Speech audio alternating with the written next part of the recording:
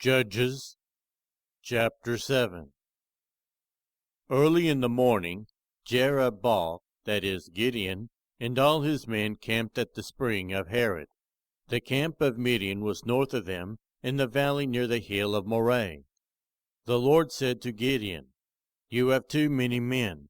I cannot deliver Midian into their hands, or Israel would boast against me. My own strength has saved me. Now announce to the army, anyone who trembles with fear may turn back and leave Mount Gilead."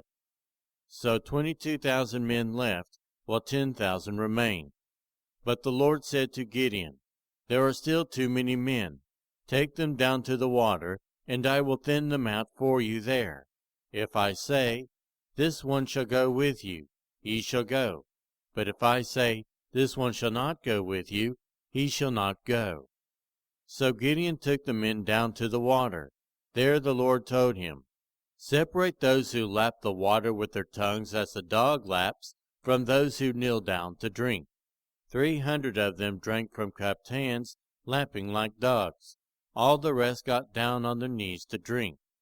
The Lord said to Gideon, "With the 300 men that lapped I will save you, and give the Midianites into your hands.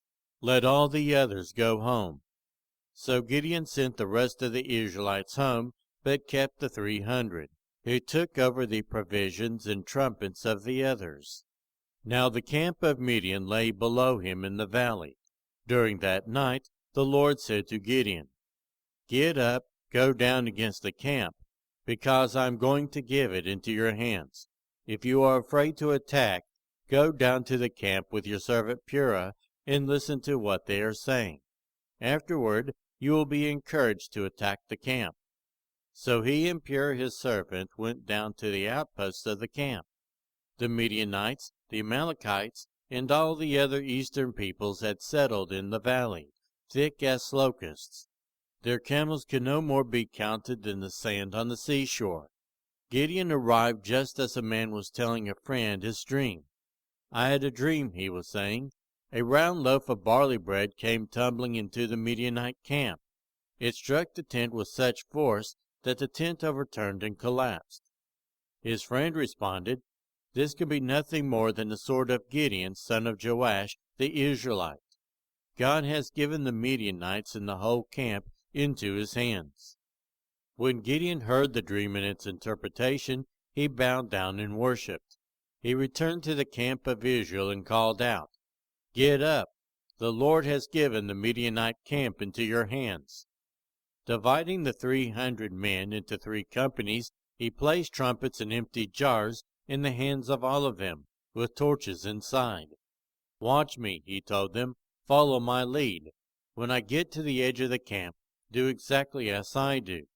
When I and all who are with me blow our trumpets, then from all around the camp blow yours and shout, 'For the Lord and for Gideon.'" Gideon and the 100 men with him reached the edge of the camp at the beginning of the middle watch, just after they had changed guard. They blew their trumpets and broke the jars that were in their hands. The 3 companies blew their trumpets and smashed the jars. Grasping the torches in their left hands and holding in their right hands the trumpets they were to blow, they shouted, "A sword for the Lord and for Gideon." While each man held his position around the camp, all the Midianites ran, crying out as they fled. When the 300 trumpets sounded, the Lord caused the men throughout the camp to turn on each other with their swords. The army fled to Beth Shittah toward Zererah, as far as the border of Abel Meholah, near Tabbath. Israelites from Naphtali, Asher, and all Manasseh were called out, and they pursued the Midianites. Gideon sent messengers throughout the hill country of Ephraim, saying, "Come down against the Midianites, and seize the waters of the Jordan ahead of them, as far as Beth Barah." So all the men of Ephraim were called out, and they seized the waters of the Jordan, as far as Beth Barah. They also captured 2 of the Midianite leaders, Oreb and Zeb. They killed Oreb at the rock of Oreb, and Zeb at the winepress of Zeb. They pursued the Midianites and brought the heads of Oreb and Zeb to Gideon, who was by the Jordan.